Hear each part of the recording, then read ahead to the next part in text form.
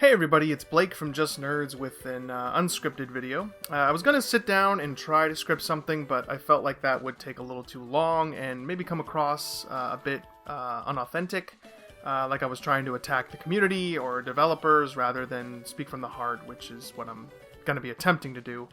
Not sure how long this will take, but I imagine if I stumble and stutter through this like I expect to, then it might be a little long, so sit back, relax, boot up your favorite game, and, if you're doing some grinding in an RPG, or you're doing, like, some busy work, or, whatever else you got going on, you're doing some drawing, some writing, some whatever you're doing, just sit back, relax, and we'll begin this discussion, which is what it's going to be. It's not going to be me telling you something stupid and all that stuff, so I'm just gonna go into this. So I wanted to talk about, before we really get into the main conversation, why I'm making this video.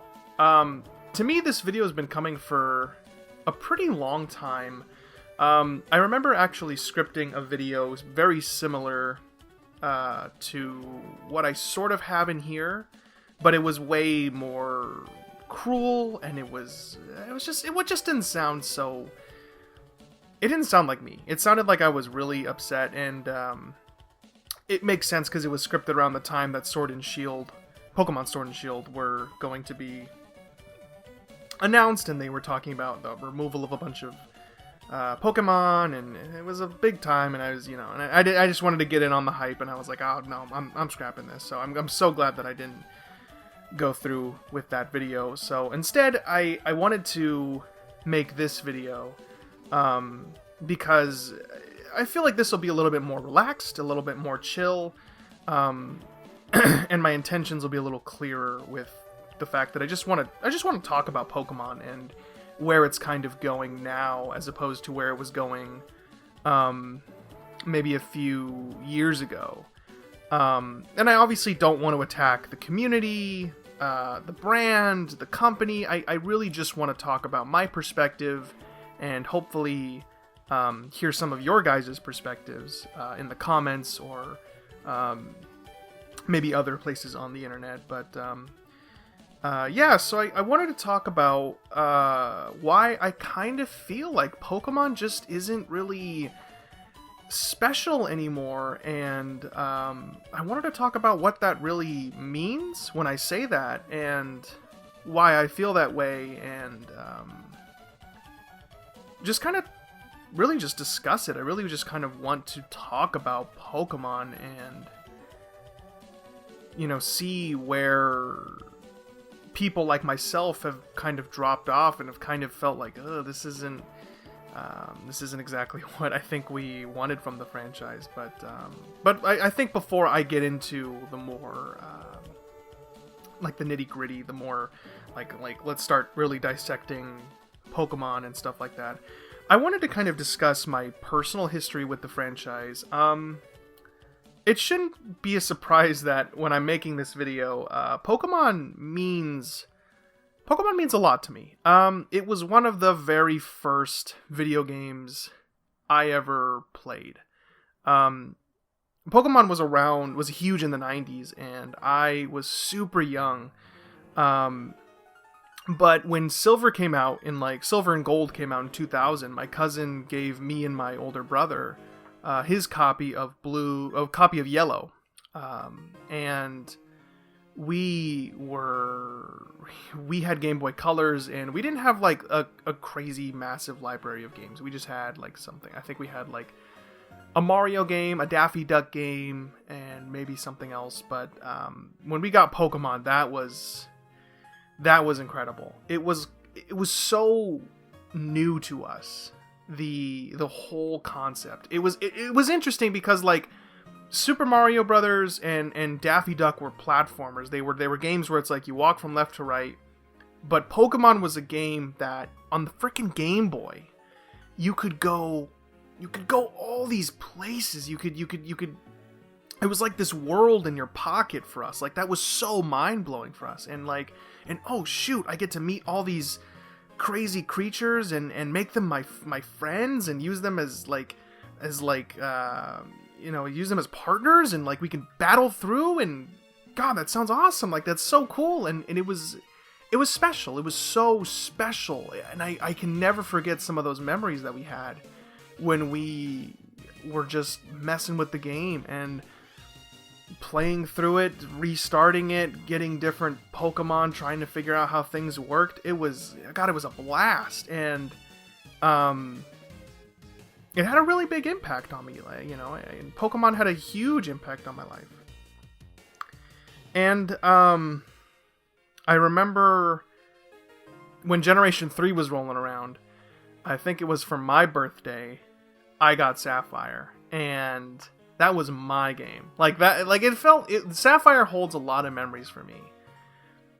Even now, when I hold that cartridge in my hand, because I still have the game itself, but every time I hold that cartridge in my hand, I'm like, this is my Pokemon game. It's my Pokemon game. Like, it felt cool to like play, and obviously, I mean, I could go into like how amazing that game was. Like the music just hits me every single time. Every time I listen to Gen 3 music, I'm just like, oh man, this just gets me in the soul.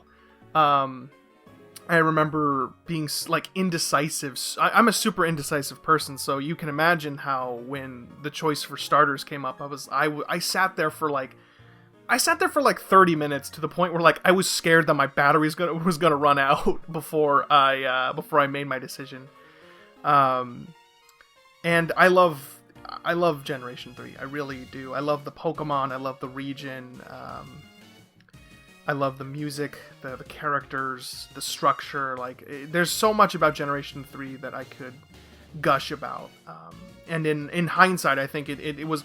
I wouldn't say it was like super revolutionary, but I think it did a lot for the franchise. It retweaked the whole EV-IV system, which was awesome. I think that was a huge benefit to kind of allowing for more versatility, or even for more creativity, honestly, in the ability to how you want to raise your Pokemon. Because you could be like, hey, this Pokemon is slow, but if I want to make them fast, I can make them as fast as I possibly can.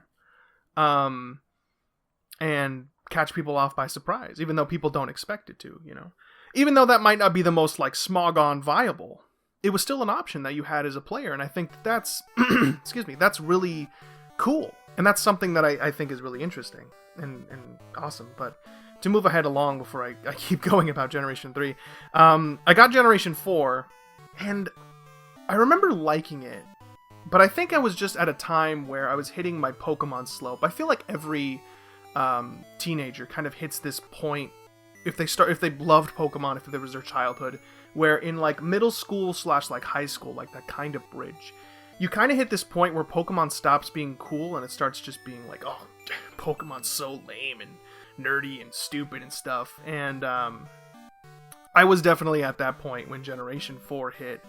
And I don't think I appreciated that game as much as I used to. I played it a little bit, but I remember just kind of like hitting that moment where I think I just stopped caring about Pokemon as much anymore.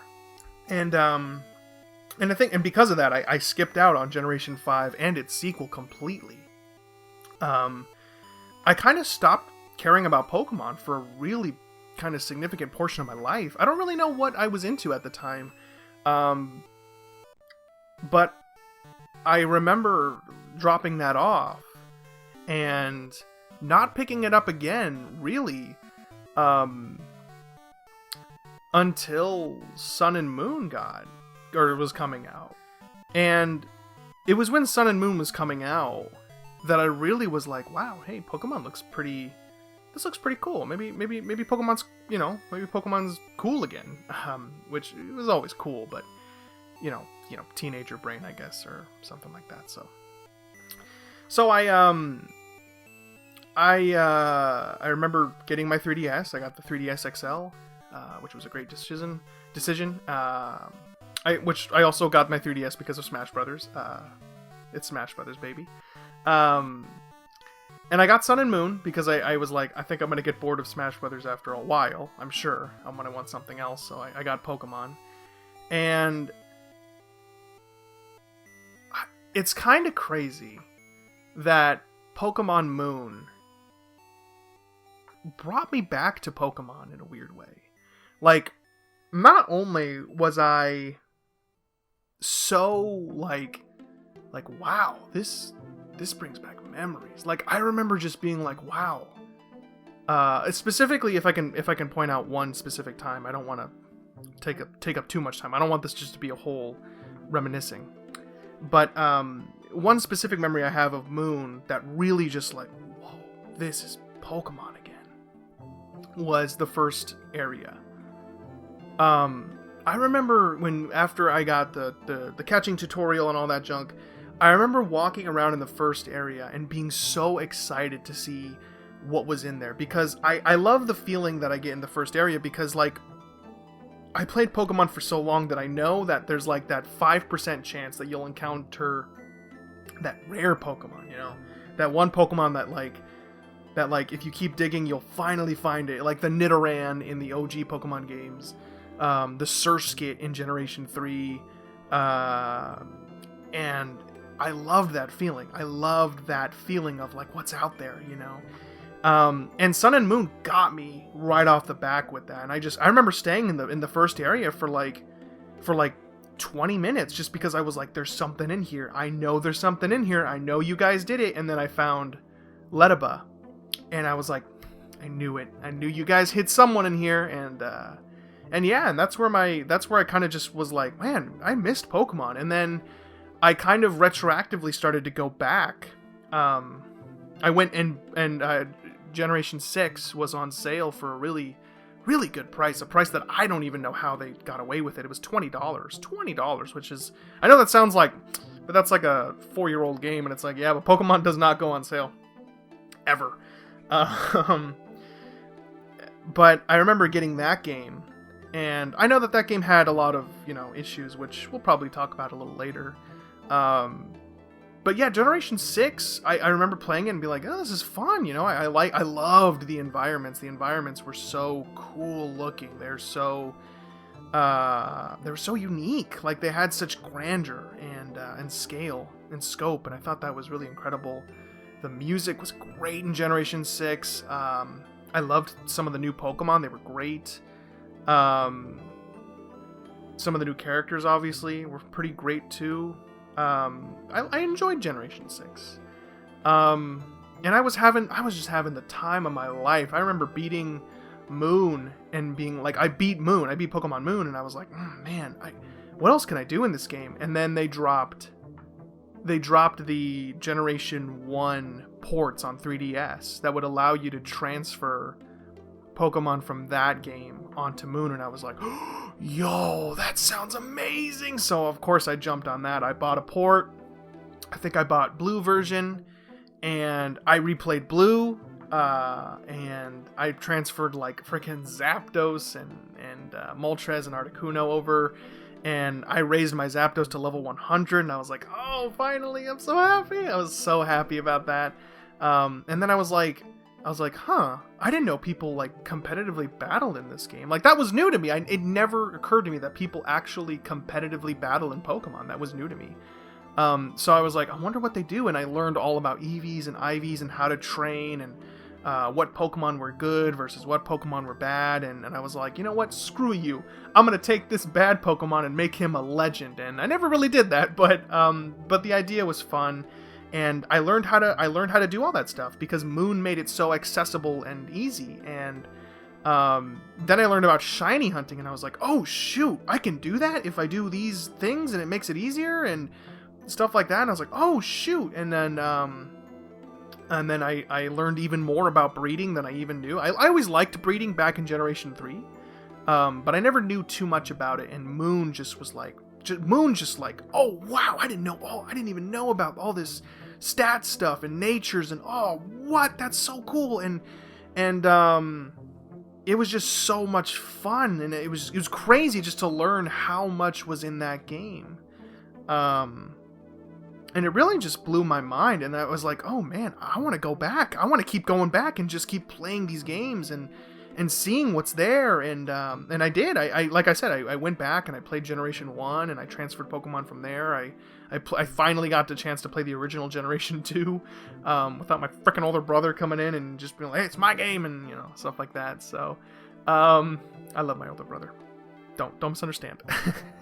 but when it dropped on the 3DS, I got to play that, and I had a great time. I chose the underdog for life, Chikorita, and me and her made a wonderful team. We killed it, and it was great. Played some Gen 3, finished that, and that was awesome. I loved that game. I've already ran it on that enough.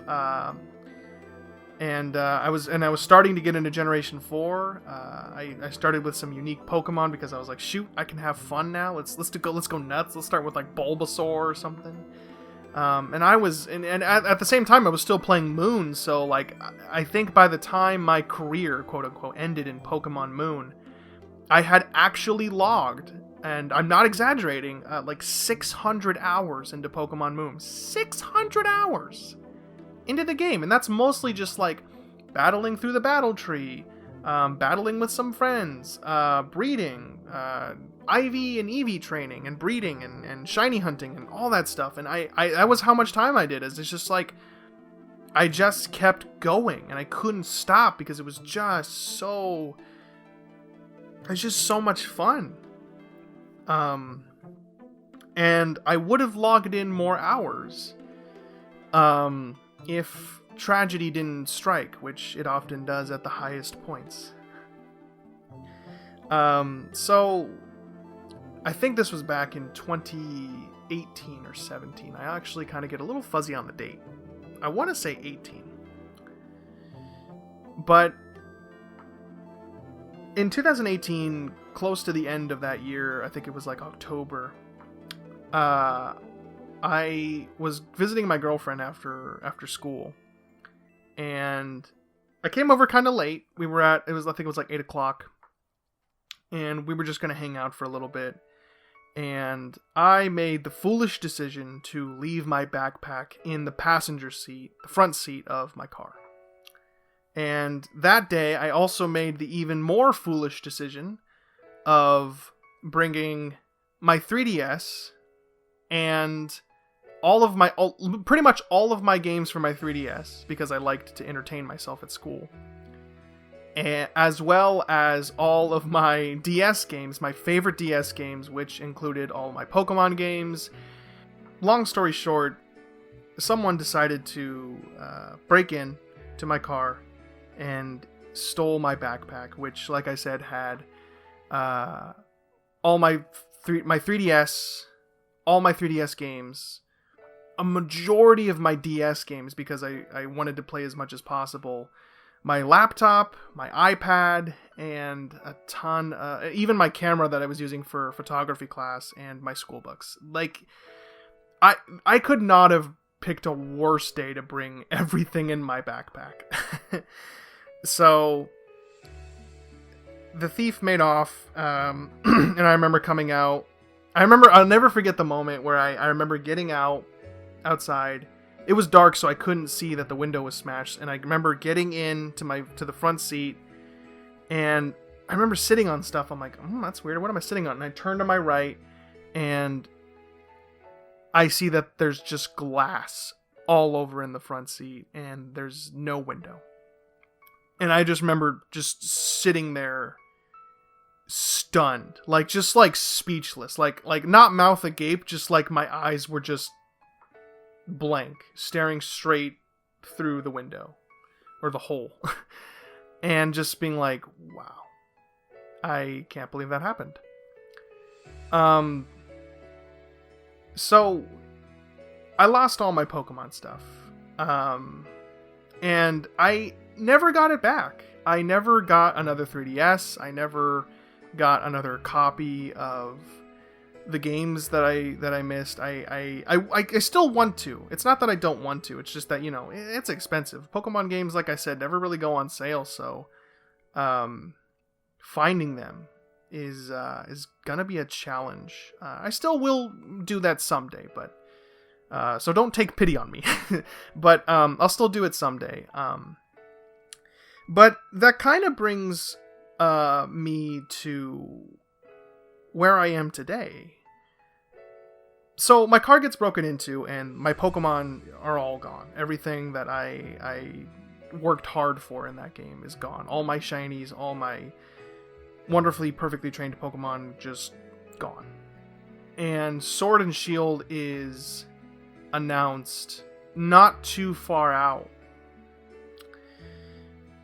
And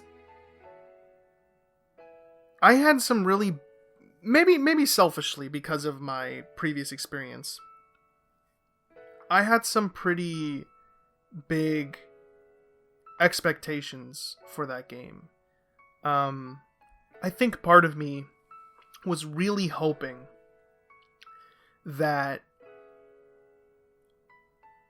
Sword and Shield would be just like Moon, where it would remind me how much I loved Pokemon. That it would have so much of what I loved about Moon, and just kind of bring me back. Like it would be so perfect that I didn't even need the old stuff. It would just be so amazing, and it would just be so great, and I could go crazy, and I could do what I did for my friends, which, you know, like, hey, my friend was like, you know, hey, I want a Trico. I'd be like, yo, you want a friggin' Trico? I got you. And I'd breed up a Trico, and I'd send him one, and I'd go crazy, and I'd just give people Pokemon, and you know, from old games to new games, and I'd breed shinies, and I'd just go crazy and just have so much fun. I was like, oh, this is gonna be great.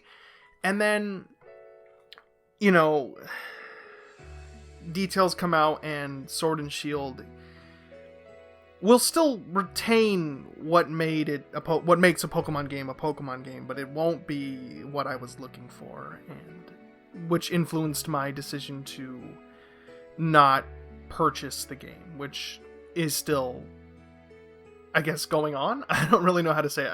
I don't own Sword and Shield, so which I want to make clear, I'm not going to sit here and bash Sword and Shield because I haven't played it. I'm not going to sit here and try to talk about its quality when I haven't even played it, anything. So no, we're not doing that. But I wanted to talk about my context with Pokemon, because I wanted to talk about, like, just why Pokemon, to me, kind of has lost its magic. The stuff that they're doing now, it doesn't feel right. It just doesn't feel like the Pokemon that I used to know, and I really want to, and I guess now is the perfect time, now that we've established some context about my history with Pokemon and why it means a lot to me. I want to talk about, I think, like, more detailed explanation as to what aspects, what traits of Pokemon, the franchise, the series, the games, made it so powerful to me and so many others. So I guess the big question is, how is, or was in this case, Pokemon special? And I've thought about it for a long time, and it's hard to nail down exactly, like, a few particular details and traits about Pokemon that really make it special.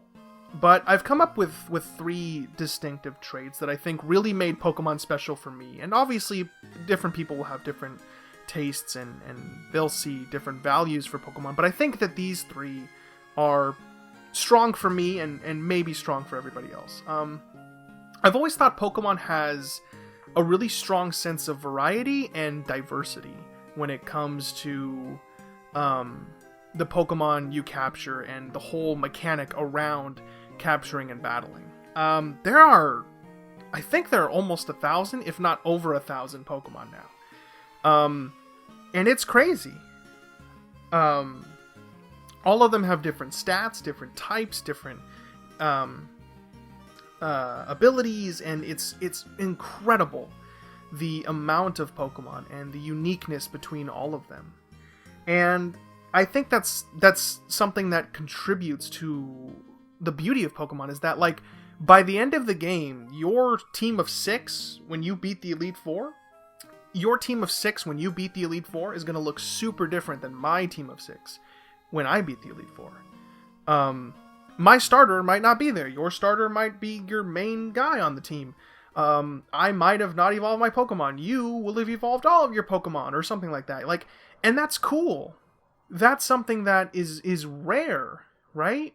It's something that I think is distinctive amongst JRPGs or RPGs in general, is that in most RPGs you don't really get to pick who's on your party. The game will give you characters. You don't have to use them, but they will give you characters. In Pokemon, it's completely up to you which characters you even want to associate with. We're going to throw Rattata at you 100 times, but do you need to catch Rattata? No. But if you want to, sure, go for it. You can have 3 Rattatas for all we care. You can have a team of 6 Rattatas or Raticates or whatever you want to do. Go for it. Why not? Why not, And that's something that I think is so cool. It's it gives you the chance to do whatever you kind of want with your team. Your team of 6 or less even can be super unique. And that's awesome. I think for me at least, that's one of the coolest aspects about Pokemon specifically. Another thing that I think it makes Pokemon really special is its simplicity. Pokemon's always been super duper simple in terms of balancing, typing, and even structure. Sometimes to its own detriment, which I think we can talk about a little later, but I think one of the cool things about Pokemon is that it's never really inaccessible. Pokemon has never been too difficult or too easy. It's had a pretty strong difficulty, right? There are some games that kind of lost that balancing act and kind of struggle to maintain it. I think Generation 6 is, for a lot of people, too easy, and I can kind of attest to that. I beat Generation 6 with some handicaps, some self-put-on handicaps, not from the game. And I still found it a pretty easy experience, but it was still fun. For me, at least. I know for some people they didn't like it, but I think that there's a cool essence that it's simple enough to where you can understand. You don't need to learn all this Eevee and Ivy stuff, which I think is interesting because people complain about it, even though you don't even really know, you don't even really see that stuff. You don't even need to know it exists to have fun in Pokemon. So I think that it's always had this really well-balanced simplicity about it. And it's unique, I think, because I think RPGs are somewhat of a daunting genre to some degree. And I think Pokemon was a lot of people's first, proverbial tiptoe into the genre. And I think that's really cool that Pokemon kind of, for some people, has opened that door to a whole genre of games. And I think the last thing that makes Pokemon really special, or one of the last things on my personal list, is its character and charm. Pokemon has a very distinct character about it, and charm, and it's so different from other stuff, There's so much, it's kind of hard to explain it, but there's kind of a unique flavor to the art and design of Pokemon and its worlds and its creatures, its characters, and how it all kind of blends together to make something so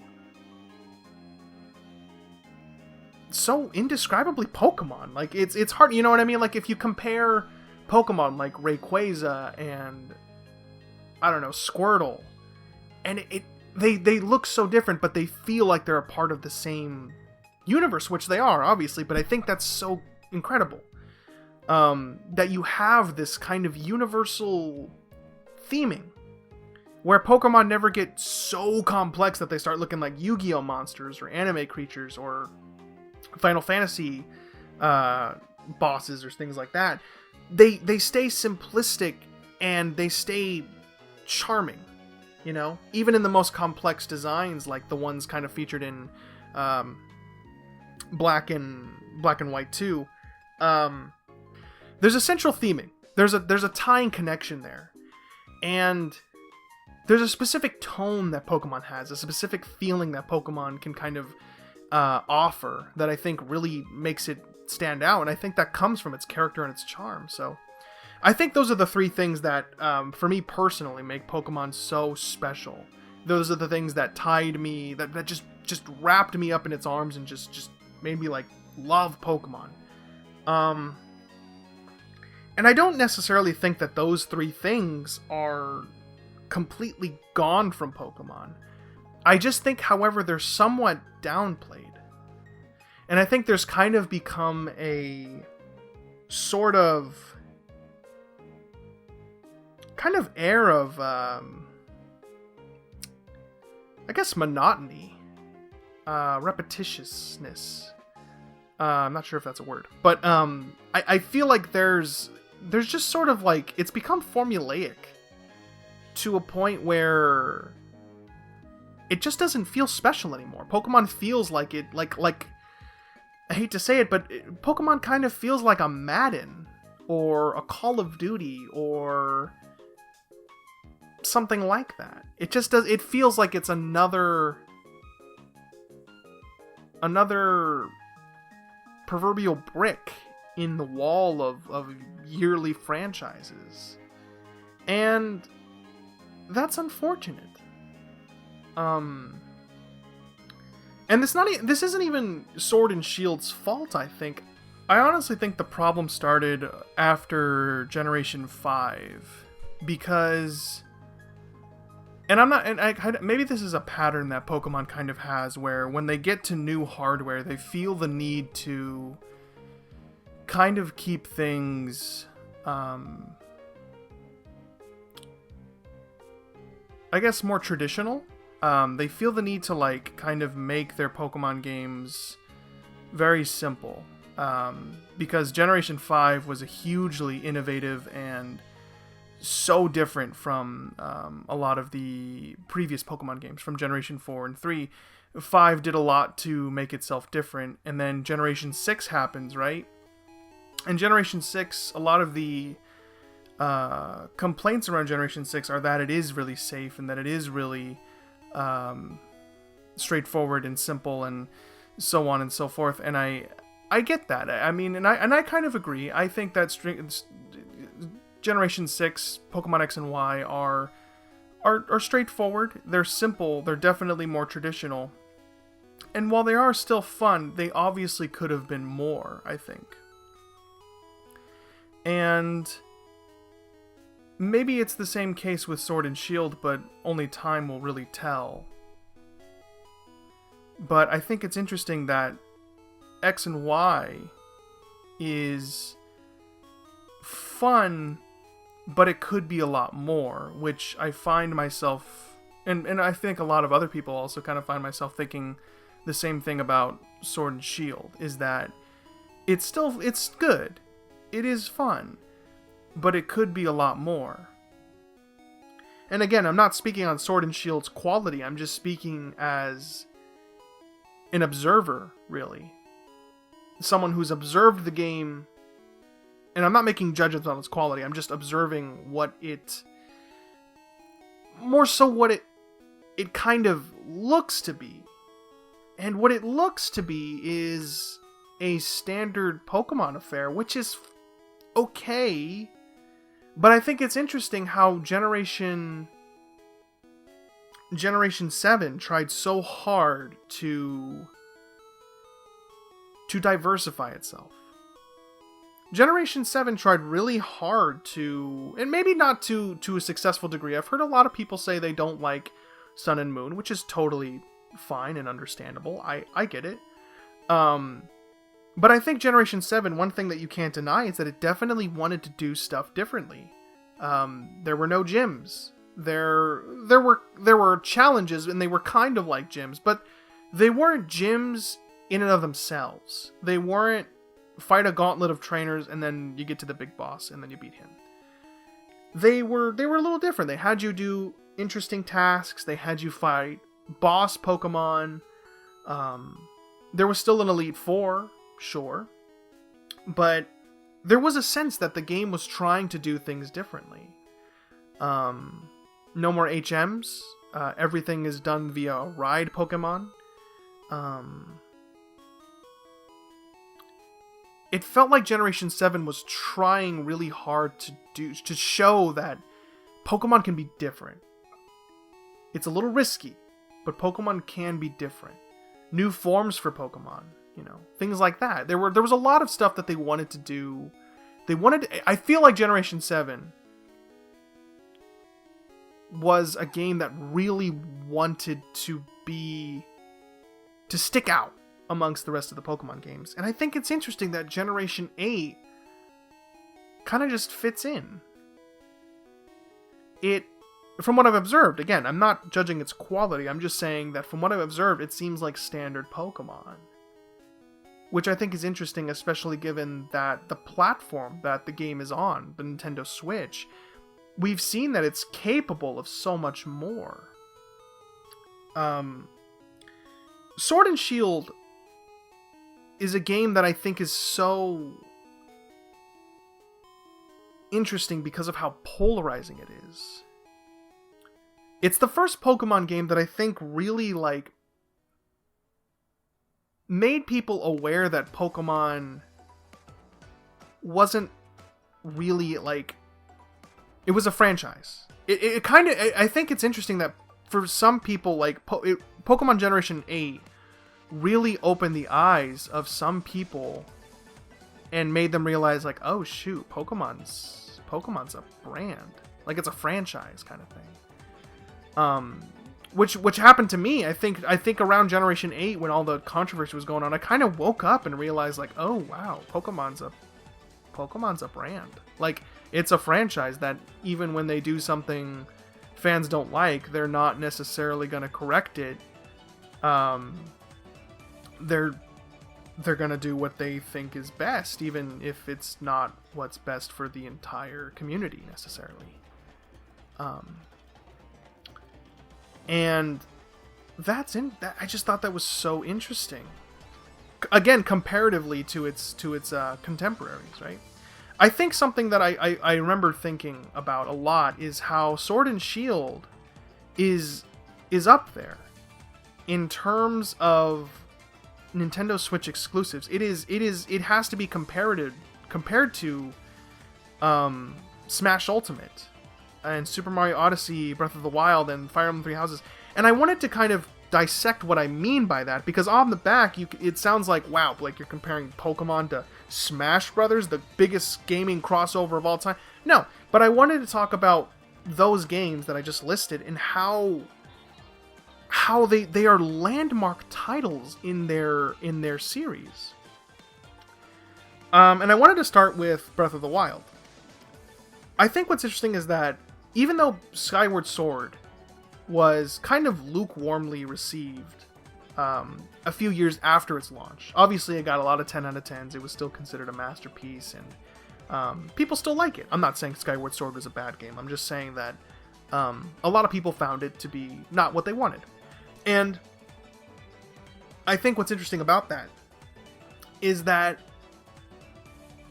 Skyward Sword is the last, theoretically, the last Ocarina of Time styled Zelda game. For years and years, Nintendo was doing Ocarina of Time styled Zelda games. Majora's Mask, Twilight Princess, Wind Waker. While they all have very different styles and very different and unique worlds and art direction and music and even combat in some degrees, they still are going off of the Ocarina of Time structure. Which is not really a bad thing, because people still love those games. People still love Wind Waker and Majora's Mask and Twilight Princess and so on and so forth. People still love those games. And I honestly believe that Breath of the Wild did not need to be what it is now, which is this big open world of freedom, exploration, and stuff like that. I honestly don't think Breath of the Wild needed to be that to be successful. I think that Nintendo could have made just a really well-refined Ocarina of Time styled Zelda game, and it would have been successful and loved, and it would have been fine. But I think it's an interesting story that that's not what Nintendo did. That's not what the developers did. Instead, they chose to take a really big risk and go back to the first Legend of Zelda and look at that game and see what made that game so magical back in the day, what made that game so special. And they were like, okay, we have this old NES game that's completely open. There is no guidance in this game in almost any fashion, except for maybe some vague lines of dialogue and not like a map and stuff like that.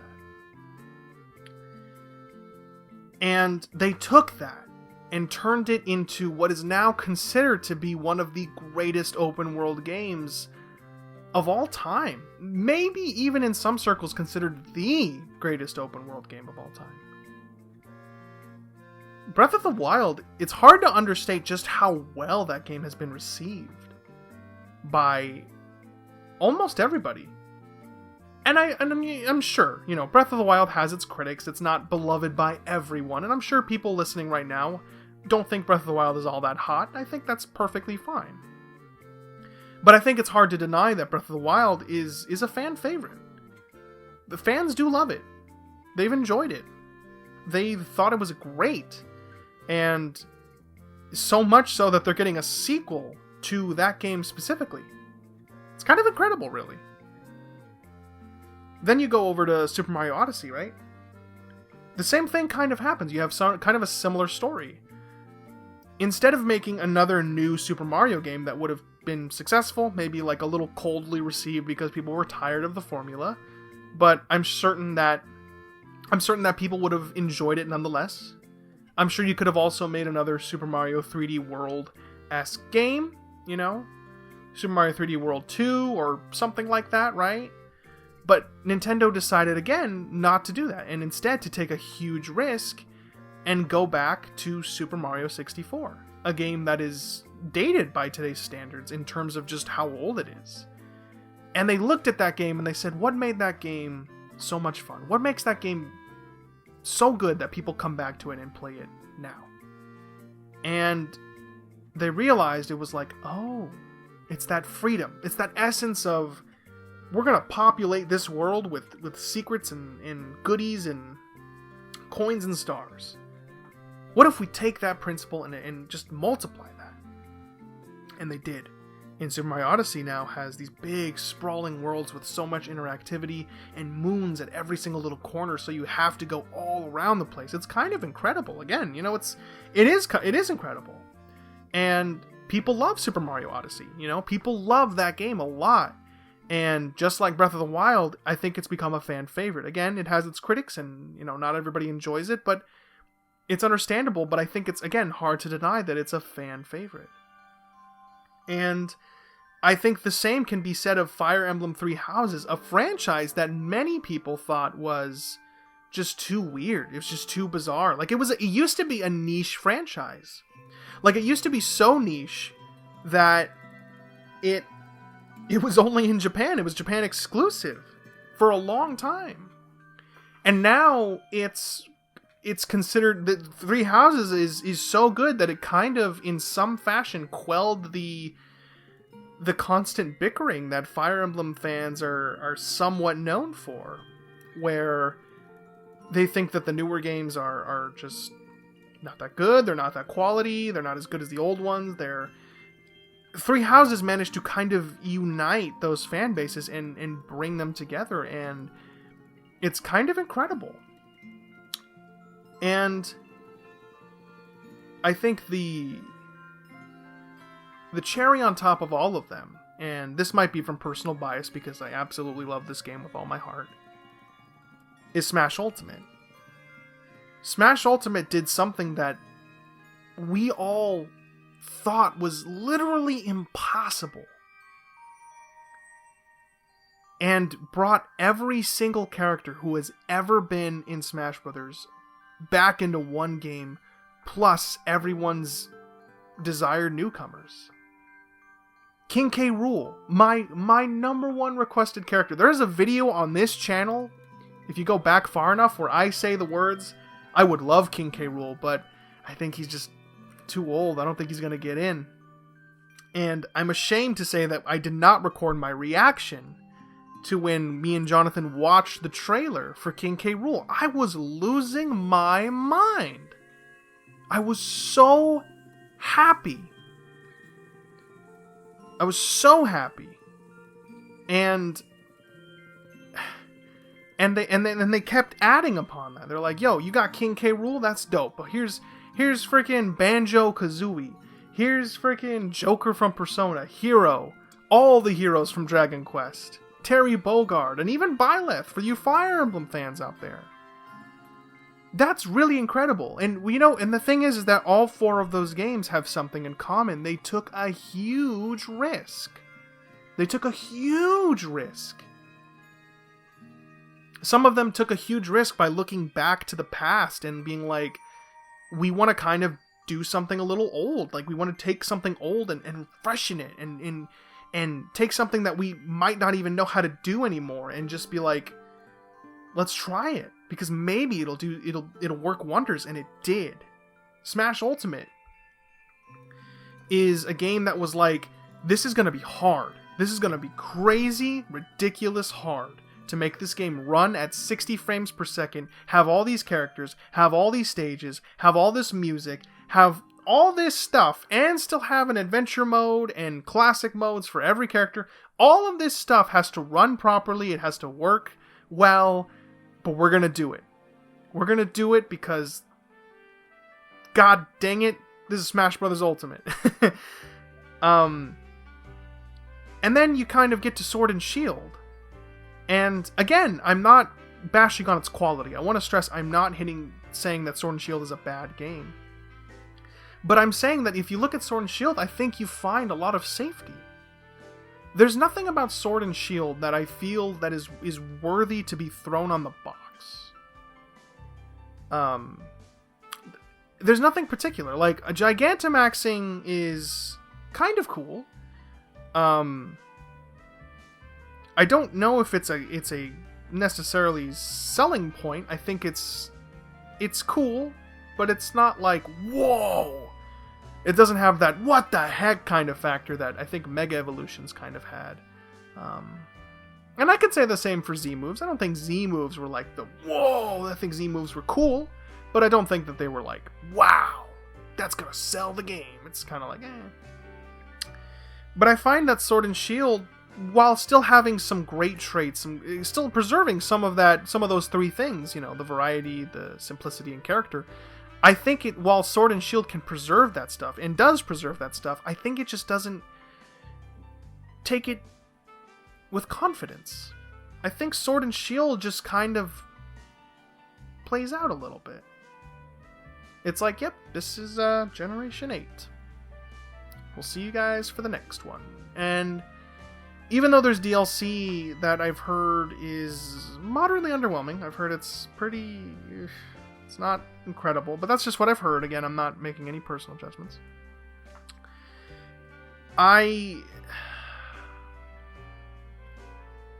wonder if Generation 9 will be the one where developers, Game Freak, and the Pokemon Company will finally be able to kind of just go bonkers, Just go crazy and be all like, yo, man, forget this. We're going hard on this next game. Like, we're gonna freaking go crazy with this next game. And I hope they do, because I'm excited for the day that Game Freak and Pokemon Company can finally just go crazy with the next game. And like just kill it with Generation 9. But that's a long ways away, and here we are now with Sword and Shield, which is fine by all standards. Again, I think it's a good game. But it's a game that I think just, I think it was just very safe.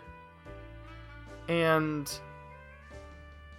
I think when you compare it to its contemporaries, it just sort of feels like they just kind of put it on the shelf in a way. And what I think is sad is that while Sword and Shield might still be a solid game and a good game, and even to some people the best Pokemon game ever, which I think is totally valid opinion, I think one of the sad things is that that safety, that essence of we can't go crazy, let's just make a nice, simple Pokemon game, has kind of broken off into the spin-offs as well. Back in the old days, spin-offs for Pokemon were unique. They wanted to do something different, not just with the franchise in itself, but with the game as a whole. The biggest one, I think, for a lot of people and for me is Pokemon Snap. Pokemon Snap, I think, is a good game just by default. If you take the Pokemon aesthetic off of Pokemon Snap, I think you still have a pretty fun photo-taking game. A little shallow, sure, but it is fun. There's fun to be had in that. And I think what I think is so interesting is that it's taken us so long to get the announcement for a second one. I'm surprised we don't have 3 of these things yet. I feel like the Wii or the Wii U would have been perfect for a Pokemon Snap 2 or 3. And fans have been wanting it for a long time. They really have, And I mean, the same goes for Pokemon Stadium, right? I think if you take away the Pokemon aesthetic and the Pokemon characters, I think you still have a pretty fun battle simulator. And some pretty fun mini-games as well. Hey You Pikachu, as broken as that game is, it's still kind of interesting, right? It might have gone down as one of the most broken N64 games, but at the same time, it's kind of interesting. It's unique, even if you take away the Pokemon aspect. But nowadays, I think it's kind of reversed. I feel like you have games outside of Pokemon doing something crazy, doing something interesting and unique, and Pokemon is like, hey, look at that. We could do that with Pokemon. And obviously, I think people know what I'm referring to when I talk about that, is specifically Pokemon Unite. Pokemon Unite is a good idea on paper. The idea of a Pokemon MOBA sounds really cool. I don't mind the idea of a Pokemon MOBA. However, what I am sort of concerned about is the fact that when I was watching the gameplay footage of the thing, because I had to go back and watch the whole entire direct because I stopped watching them,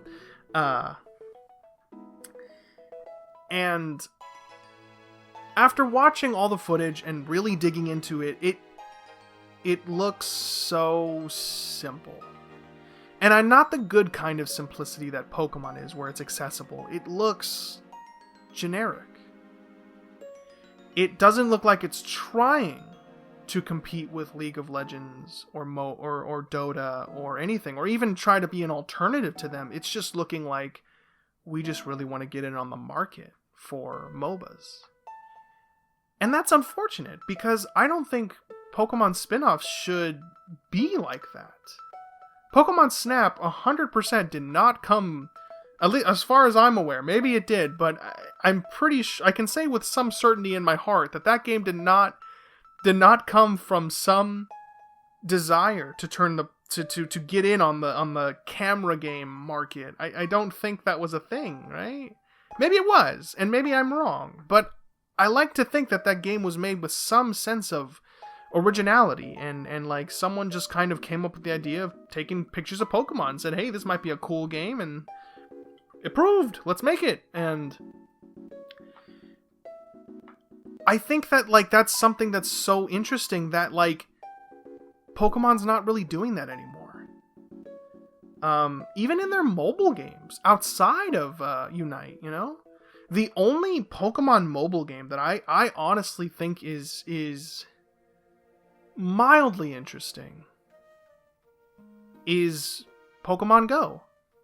And Pokemon Go has done a pretty decent, solid job of keeping its player base. But I've met so many people who are like, I picked it up and I finished it, or I didn't finish it, but I just kind of like got bored of it. And I'm in the same boat. I liked Pokemon Go at the beginning. I thought it was so beautiful to get outside and to like hunt for Pokemon and see people doing the same thing, and it was cool. It was so cool. But I think Pokemon Go it just doesn't have like a massive gameplay loop where it doesn't have something that's going to keep you there forever and ever and ever, to the point where I look at my games folder in my app on my phone, and I see the application and I'm just like, man, should I just get rid of this? I feel like I'm never going to play it again. But other than that, other than Pokemon Go, which I think is still doing well, still doing quite well, and I'm glad it's doing well. I'm glad people are still enjoying it. But other than that, Pokemon Masters is, again, it was like fun for 10 minutes. I liked seeing all the character animations and hearing the voices and leveling up some Pokemon and doing some battles. But after that, I just got tired of it. And I just can't help but feel like Pokemon isn't embracing what makes it Pokemon, what makes it special in those regards, kind of like what I was talking about, you know? The spin-offs, be it mobile or on Switch or anything, they just aren't trying to do anything interesting. They're trying to copy what everybody else is doing. And I think a good comparison for what I mean is to compare Pokemon spin-offs versus Mario spin-offs. If you look at Mario spin-offs, like Mario Kart or Mario Party or even Mario Tennis or something like that, right?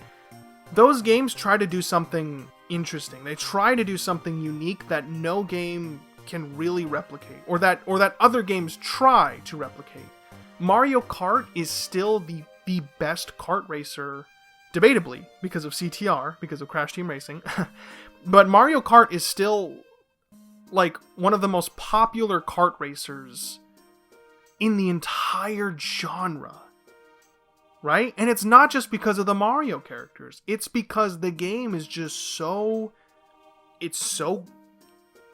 good. It's so good at doing what it does. It's got that simple, chaotic, fun nature to it that only Mario Kart can really deliver. You know? Even comparatively to CTR, which again, I hear is a fantastic game, but it is different from Mario Kart. You know? And also think about Mario Party, right? Again, I think if you strip down the Mario characters from Mario Parties, if you take the Mario aesthetic completely out of that game, you still have one of the most fun party games. You know, depending on which one we're talking about, right? Maybe not Super Mario Party, but I'm talking about Mario Party in general, right? Like, pick one of those games, take the Mario characters out, and you still have a really fun party game with great mini games, a cool board system and reward system and risk systems. It's fun, it's chaotic, and it's crazy. But Pokemon Unite, when you take the Pokemon out, you're playing what looks to be like the most generic MOBA ever. There's nothing particularly special about it, and that's kind of what I'm wrapping up, and that's kind of what I'm trying to kind of illustrate by these examples. To me, Sword and Shield and Pokemon Unite are two games that kind of show that, at least in my opinion, again, just in my opinion, just kind of show that Pokemon's not really special anymore. It's not trying to do anything like wow, like awesome. It's not really trying to be special like it used to be. It's kind of just here. And it's kind of just doing what it does, you know? And I think that's sad. It actually kind of, in some strange way, just like kind of hurts me.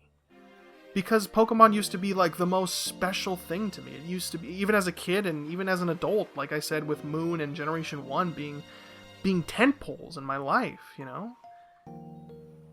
And I think it just hurts me to see that Pokemon just doesn't really want to be special anymore.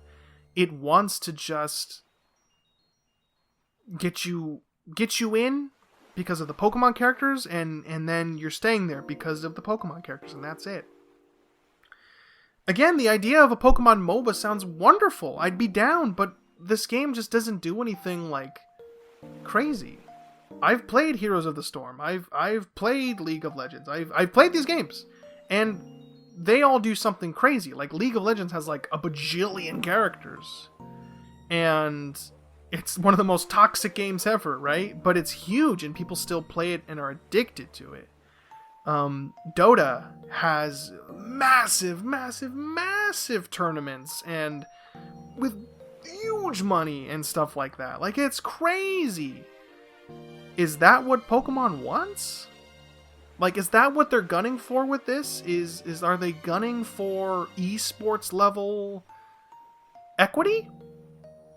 Because that's not how League of Legends and Dota got built. They got built off of developers wanting to do something cool and to break apart.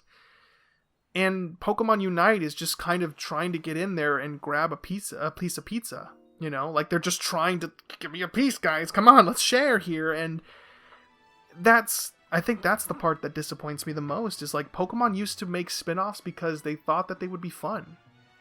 They thought that they would be good games, and you know, the Pokemon characters were really just kind of there on as a way of being like, hey, it's Pokemon, you know? They weren't essential. I'm not sure what to do about it, because I know that I can't really do anything. It's not my franchise, but do you just kind of sit here and take it? Like, do you support it, or do you know, just kind of, because I feel like I might have to do the same thing I did with Sword and Shield, where it's like I just have to be like, sorry, I'm out, you know. And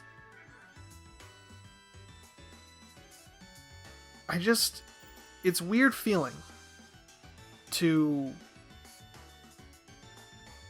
see Pokemon do this as an adult, to be this way as an adult, because I feel like Pokemon right now is just trying to keep that most profitable brand or franchise of all time, whatever it's number one ranked at.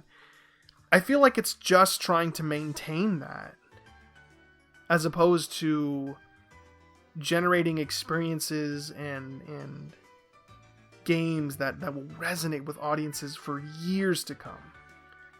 I feel like it's just kind of trying to maintain that, you know, Pokemon exists, it's still great, don't forget Pokemon, and it's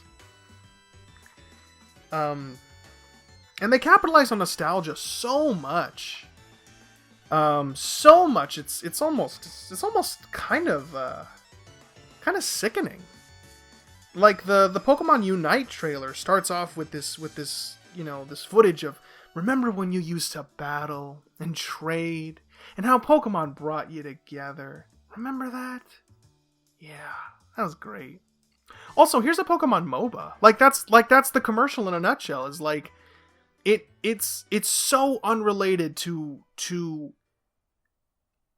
anything that Pokemon has, like Pokemon Unite even is. Like Pokemon Unite, like, yes, it's a game where you compete with friends, right? Like it's a 5v5 or something like that. Like, cool, but that's it. Like, you needed the whole nostalgia trip just for that. Like, and they did that with Sword and Shield. They do that with every single trailer. Is like Pokemon Go did that, and it's just like this whole thing of, remember Pokemon? Remember how great it was? How much of an impact it made on you as a kid? Wasn't it great? Yeah, Pokemon was great. Well, guess what, buddy? New Pokemon product, and I just get so sick of it, and I feel like it's manipulating me, or trying to manipulate me and others. And it is really sad that they can't just sell you the game. Like, they can't have confidence enough to just sell you what the game is. Like, there was never a Breath of the Wild, Mario Odyssey, or Smash Ultimate commercial or trailer that was like, remember Smash Brothers 64? Gathering up with your friends and playing 4-player Smash? Yeah, those were some great times. Well, guess what? Those times just got better. Smash Ultimate! It's just like, that didn't happen. And the reason that didn't happen is because they were confident in their product enough to where they believed that, yo, we don't need to trip you with nostalgia. We got freaking Simon Belmont. You know, we got King K. Rool. We brought Wolf back. Oh, did you think Snake was gone because Konami's being Konami? Heck no, baby. Here's Snake, and Cloud, and Ryu, and Ken. Everyone's here, baby. Let's play some Smash Brothers, you know? Like, there was none of that. And I'm not sure if Pokemon is ever going to attempt to kind of regain what makes it special. I don't know.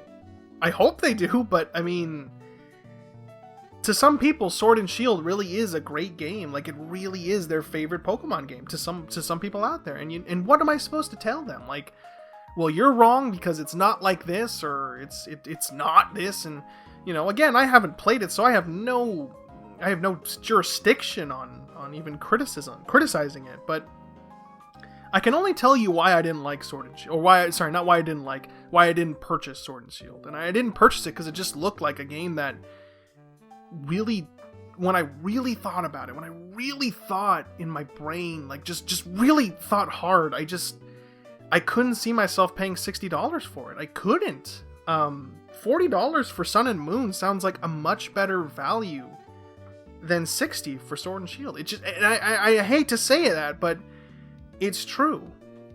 To me at least. It's true to me. Sorry. But we'll have to see where it goes going forward, but as of right now, for me, I guess to kind of wrap up this discussion between me and you guys, is like, Pokemon just doesn't feel special anymore, because it doesn't feel like it's really trying to be creative and unique. It's just trying to be Pokemon. And, you know, Pokemon is still such an incredible property and franchise. It really is. It's not like the whole property's now garbage. That's not what I'm saying. I still do love Pokemon. But I have this weird sense of missing it. I have this weird sense of, I miss Pokemon. You know? Even though it's not gone, it's just like, I can't help but shake that feeling of, I miss Pokemon, man. Like, even though Sword and Shield it could be staring me right in the face, you know? Every time I go through the eShop or something like that, right? Like, it could be right there, and like, but I still get this feeling of, man, I miss Pokemon. Like, I miss that adventure. And as of late, you know, to me, it just seems like Pokemon doesn't want to grow into something that as many people as possible can love, like Breath of the Wild or Super Mario Odyssey or something like that, you know? Games that maybe they're not perfect, and a lot of people probably don't like them, but god dang, did they please a lot of people. And I think it would be so cool if Pokemon could do what Super Mario Odyssey and Breath of the Wild and Fire Emblem and Smash Ultimate kind of did, and look back at their history and see what made Pokemon special. Like, try to recapture that magic and hopefully go back on the things that I pointed out and so many other people that can point out, and go and see the variety and diversity and capture that with like unique starters. Like, hey, I think the 3-starter thing is cool, but wouldn't it be cool if we could start with we could choose between like 6 or 7? Like, we could, like, if we could start with like we get to choose between all these different things, and they all kind of, and it's more choice. It's like, oh shoot, so I can pick a freaking ghost type now? Oh man, like, do I want the ghost type, the grass type, the normal type? Oh man, this one looks great. Like, so much variety and diversity there, and you can maintain that simplicity, right? Like, you can make it so like it's a little more simple, where it's like maybe the starter you pick changes your gym structure, right? Like, maybe the first gym you go to is not the dark gym, because that would be a terror for a ghost type, right? Like, maybe it switches up a little bit so that you can keep that simplicity and that balance. And there's so many creative ideas that I have, and so many other smarter and more creative people have, about where Pokemon can go. And I know that the developers at Game Freak know about this stuff, and they think about it too. They have some fantastic ideas, but I know that they just don't have the time or the budget to, or maybe not the budget, but maybe the time mostly, to really just make a beautiful game, make a perfect game. Maybe not perfect, but like make a great game. You know, something truly that's just like, that's Pokemon, baby. And I hope they get a chance to with Generation 9. I hope they get more chances. I hope Pokemon doesn't stay a yearly franchise where it has to come out every December or every November, every single. I hope it doesn't do that. I want it to just go crazy and do some just bonkers Pokemon stuff. You know? And I hope that happens, you know? The same thing goes for Pokemon Unite. Like, again, like I've said multiple times, I think the idea of a Pokemon MOBA sounds great. But I want something that feels like Pokemon. You know? And I want something that, it's like, yeah, I get it, you battle Pokemon in grass, and you capture them, and you take them to the scoring points, and I get it. It's just like, that's not really unique or super special. It's just a Pokemon-esque way of doing things. It's just like, you know, I would like it if you could do something a little different. Like, I don't even know, because I'm not super familiar with the MOBA genre, but like I know you could do something crazy, right? Like something so cool that, like, even without the Pokemon stuff, that would be, oh man, that would be cool, you know what I mean? But I know that's, you know, but I hope that happens, you know? I really want that to happen. I mean, there's still time. They haven't announced a release date for it at the time of this recording. So my hope is that, you know, Pokemon Unite and the Pokemon spin-offs following it, surrounding it, coming that are here, I hope that they just can capture what makes Pokemon special and continue to, or not continue, but like they can change and make Pokemon special again. Like make Pokemon move me like it did when Moon came out, when I got my hands on Moon. It moved. Pokemon Moon is a game that I know didn't move everybody, but it moved me in such a way that I was like, man, I forgot how much I missed this. And I really want everyone to experience a feeling like that. Jonathan, for example, is a guy who, you know, he didn't really like Sun and Moon that much. Like, he liked it, but he just wasn't feeling it. And I know that if Pokemon Company could just do something nuts, like really just grab people like Jonathan and be like, yo, you're gonna like this, and it just goes crazy, and there's so much awesome stuff in Generation 9, and it gets me excited. Like, I'm really excited now, but I also have to bring myself back down and be like, that might not happen though. So I really want Pokemon to grow and develop into a true evolution of its formula, into the things that I love and the things that so many people love, Pokemon is a huge franchise. It's a crazy franchise. And it could do so much, but I really just want it to do one thing right now, and I want it to just recapture its magic. I want it to pause. I want it to just be like, yo, okay, hit the brakes. I know we got DLC and MOBAs and mobile games and pictures and all this stuff. We got all this stuff going on. Let's take a pause and be like, yo, let's go back and play some Gen 1 and realize what made that game special to so many people. What did people like about that game? And then they go back, they play that game, they understand, they're like, alright, let's make some frickin' Gen 9, baby. Like, oh, that gets me so excited, but, I have to own the fact that might not be the case. So, we'll see what happens. I'm optimistic. I feel like the fan, I don't want to use the word backlash, but the fan discussion, shall we say, has been good on both sides, and I think the Pokemon Company is hopefully listening. I definitely think that Game Freak will I think Game Freak will step up to the plate. I think I have a lot of faith in them. I don't think they're just a bunch of shallow developers. I think that they are really talented.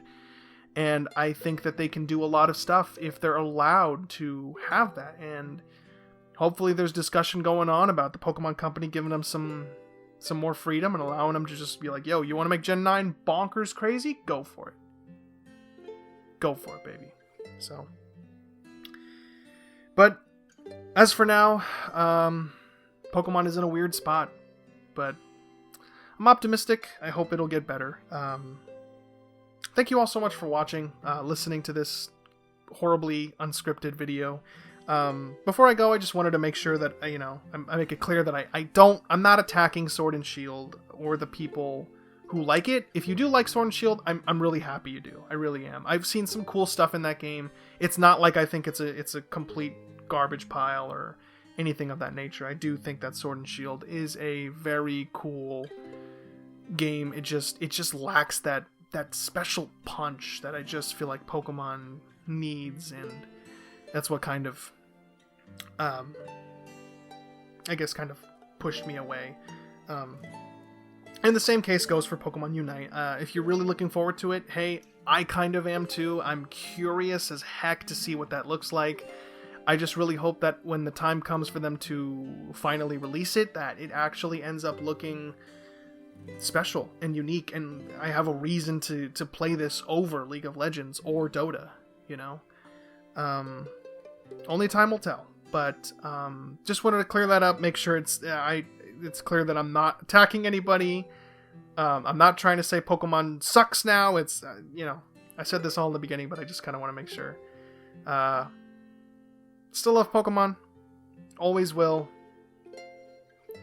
but I know it could be a lot better, and I know it could do so much more, but as I've said 1,000 times, only time will tell. But thank you guys so much for listening.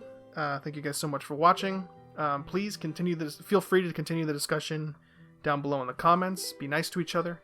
I know that's a little too much to ask, but it'd be cool. But anyways, thank you all so much, and I'll see you guys next time. Bye.